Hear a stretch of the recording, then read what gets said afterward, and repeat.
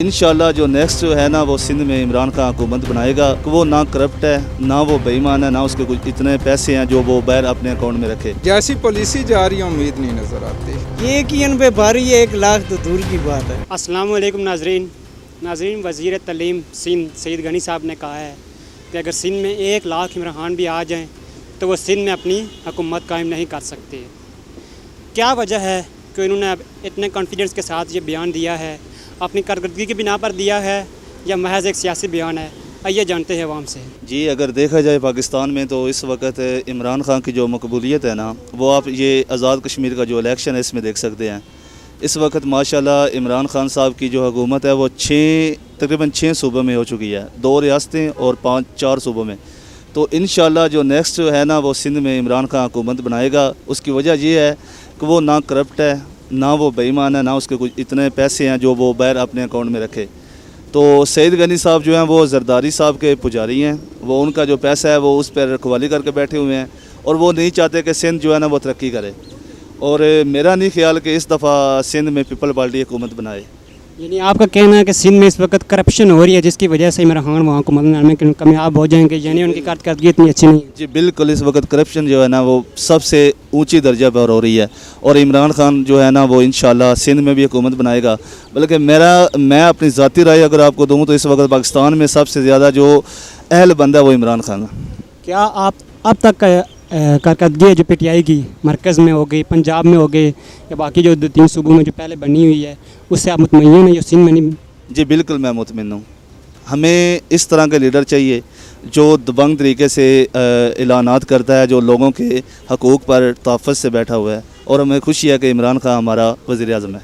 यार ये देखो ना, अभी सब डाकू अगर भाग रहे हैं तो किस से? एक इमरान खान से ना। ये एक ही पे भारी है, 1 लाख तो दूर की बात है।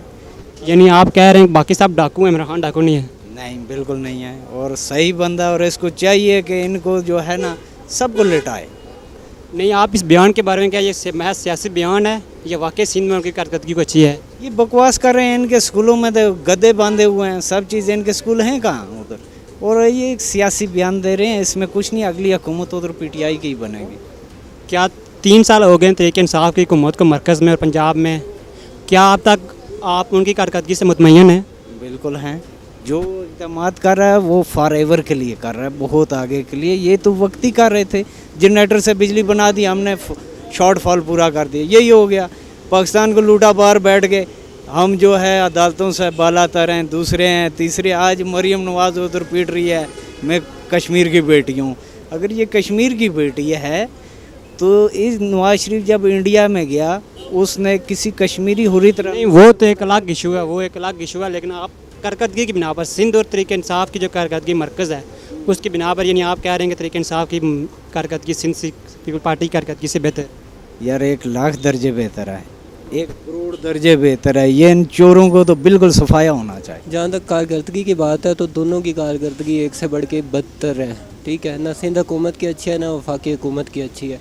बात यह है कि जिस दिन जिन्होंने इमरान खान की हुकूमत वफाक में कायम करवाई है वो जब चाहेंगे वो सिंध में भी कायम करवा लेंगे, ठीक है। तो जब तक वो सिंध को पीपल पार्टी को दे के रखना चाहते हैं तो पीपल पार्टी के पास रहेगा, और वफाक जब तक खान को देना है वो खान के पास रहेगा।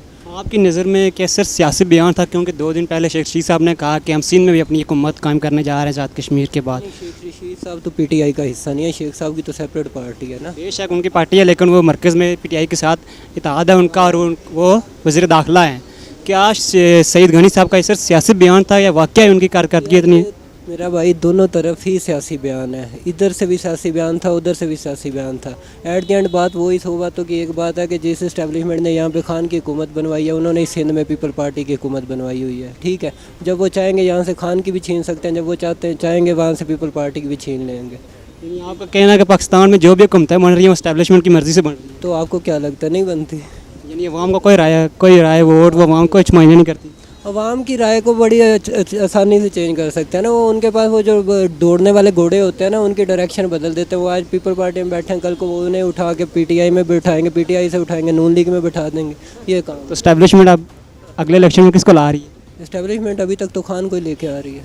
उम्मीद तो भाई नहीं नज़र आती। आप देख लें जैसा पंजाब का हुआ है, ठीक है। गरीब देखें दिन ब दिन नीचे बैठ गया है।